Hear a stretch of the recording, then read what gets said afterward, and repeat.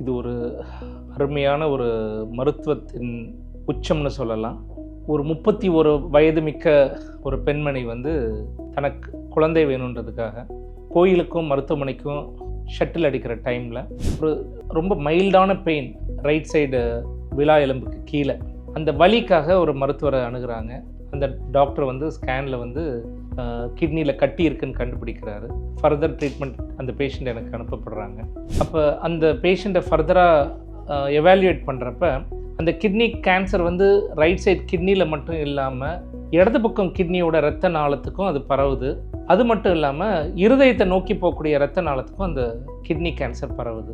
பொதுவாக அந்த kidney cancer பார்த்தோம்னா ஹார்ட்டுக்கு போகக்கூடிய இரத்த நாளத்துக்கு தான் பரவும். இது வந்து இந்த மாதிரி ஒரு கேன்சர் வந்து இடது பக்கம் கிட்னியில் வந்து பரவுனது வந்து உலகத்தில் ரிப்போர்ட் ஆனதே ஒரு 2 பேஷண்ட் தான். ஸோ புக்ஸ்லேயும் இந்த எப்படி ஹேண்டில் பண்ணுன்ற டீட்டெயில்ஸ் கிடையாது. ஸோ ஒரு 4 பேர் அடங்கிய குழு வந்து என்னுடைய தலைமையில் இந்த பேஷண்ட்டை ஹேண்டில் பண்ணுறோம். இந்த கேன்சர் வந்து இரத்த நாளம் வரைக்கும் வந்ததுனால சீக்கிரம் பரவக்கூடிய வாய்ப்பு இருக்குன்றதுனால ஒரு குவாசி எமர்ஜென்சி கிடையாது, எவ்வளோ சீக்கிரம் துரிதமாக பண்ணணும் இந்த நோயாளிக்குன்ட்டு 4 பேர் அடங்கிய குழு இந்த பேஷண்ட்டை வந்து ஹேண்டில் பண்ணுறோம். இதில் எங்களுக்கு மிகப்பெரிய சேலஞ்சாக இருந்தது என்னென்னா, இடது பக்கம் கிட்னியை வந்து கேன்சர் இல்லாமல் கிட்னியை வந்து பாதுகாக்கணுன்றது தான் எங்களோட ஒரு முக்கியமான ஒரு குறிக்கோள். In addition to that kidney cancer on the right side, இரத்த நாளத்துக்கு பரவன கேன்சர் எல்லாத்தையும் ரிமூவ் பண்ணணும். இந்த கான்செப்டோட தான் உள்ளே போகிறோம். பயங்கர high risk consent, on table death கூட ஆகலான்றதை சொல்லி இந்த நோயாளியை எடுக்கிறோம்.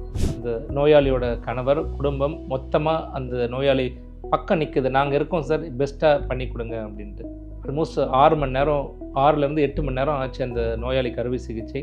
லேப்ரோஸ்கோப் முறையில் கிட்னி கேன்சரை ஹேண்டில் பண்ணி இரத்த நாளத்தை வந்து பரவிருக்க கேன்சரை கார்டியோதொராசிக் சர்ஜன், வாஸ்குலர் சர்ஜன், எல்லா டீமோட, கேஸ்ட்ரோ சர்ஜன், கம்ப்ளீட் டீமோட மேலே பரவன கேன்சர் எல்லாம் ரிமூவ் பண்ணதுட்டு இடது பக்கம் கிட்னியில் பரவன கேன்சரை எடுக்கிறது மிகப்பெரிய சேலஞ்சாக இருந்தது. அதில் இடது பக்கம் கிட்னி டேமேஜ் ஆகாமல் எடுக்கணுன்றது தான் எங்களோட முக்கியமான தாட் ப்ராசஸ்.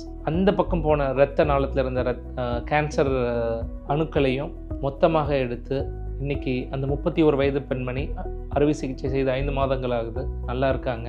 அவங்களுக்கு வந்து பயாப்சியில் வந்து ஈவிங் சார்கோமா கிட்னி, எலும்பில் மட்டுமே வரக்கூடிய இந்த கேன்சர் கிட்னியில் பாதிப்படைஞ்சிருக்கு.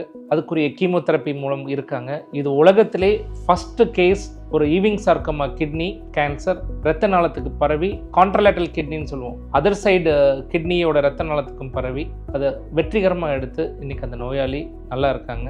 மருத்துவ குழுக்கும் எங்களோட அப்போலோ வானகரத்தோட அட்மின் டீமுக்கும் நான் ரொம்ப கடமைப்பட்டிருக்கேன். ஏன்னா இது ரொம்ப ஈஸியான அறுவை சிகிச்சை கிடையாது. ஐசியூ டீமுக்கும் நான் அந்த டைமில் நான் என்னோட தேங்க்ஸ் சொல்கிறேன். ஏன்னா அந்த 3 நாட்கள் ஐசியூவில் இருந்த நாட்கள் வந்து ரொம்ப tough days for that girl. She has recovered well. Take care my dear. By.